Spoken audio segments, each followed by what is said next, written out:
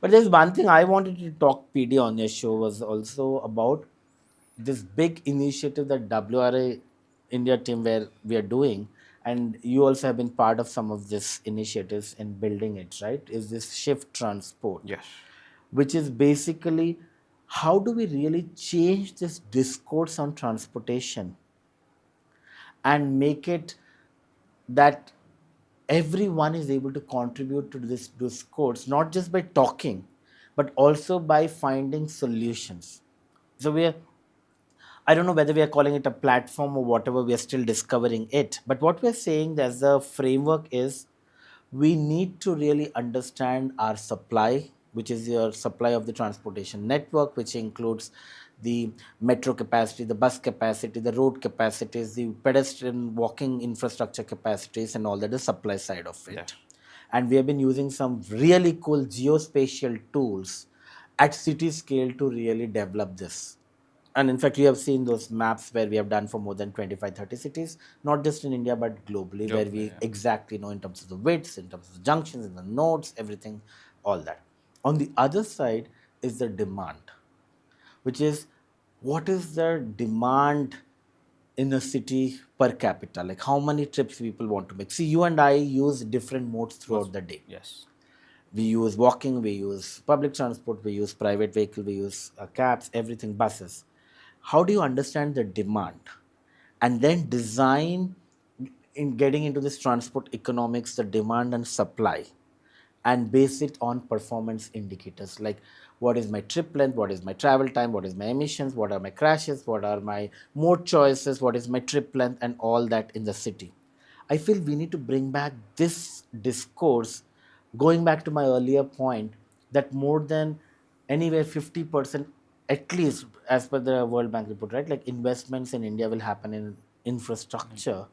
We really need to bring this back because I feel we don't collect the demand data enough. We don't understand the travel patterns. I would really say every 5 years, even in our urban local bodies, we mandate this household travel survey and understand the travel behavior of different segments of the population. We really then need to get this transport economics right Yeah. based upon the performance indicators we're talking about. And this shift transport, then what it gives you, right, is the opportunity that if I'm a community leader, can I design my own feeder services and interact with my local government? If I'm a media house, can I really write it based upon not just the symptom? Congestion is only the symptom we are talking about, but what is really not working? I feel we need to bring this discourse shift for different segment of the population or different user groups to really make. And this is a big mission that I'm personally attracted to. I know you are personally attracted For to. sure. Yeah. That how do you bring this shift in the transportation, not just discourse, mindset, because that will then shift the investments. So is that something not at the top level, but till the constituency level also you're looking We're at? talking about every level. It could be a community builder. It could be a academician. It's a college student wanting to do something in their neighborhood. Yes. It could be resident welfare associations members coming together and saying how do we improve mobility around our neighborhood. Yes. It's decision makers. Yeah. It is experts like us who are giving gyan all the time. So it's jokes apart, but every user has an approach. And how do we really solve problem of mobility at neighborhood scale, at corridor level, at city level, and at regional level? So we really have different use cases, and it has to be based upon democratizing data and analytics. Okay. That is the shift transport we are talking about. And when can public see this live, or when can something happen, start happening So on we this? just released a paper Okay. on this, just talking about this framework on this demand, supply, and performance indicators and how we need to look.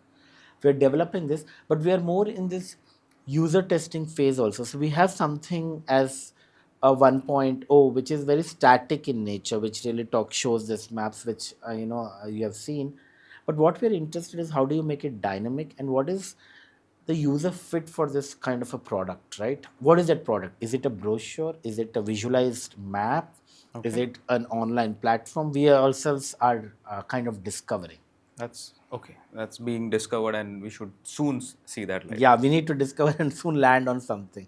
But it's also something we're co-creating with so many partners, right? Like we have been speaking to more than 50 plus partners, where you Okay. have also been part of this discourses, right? And we really need to understand how do we really solve for different user group.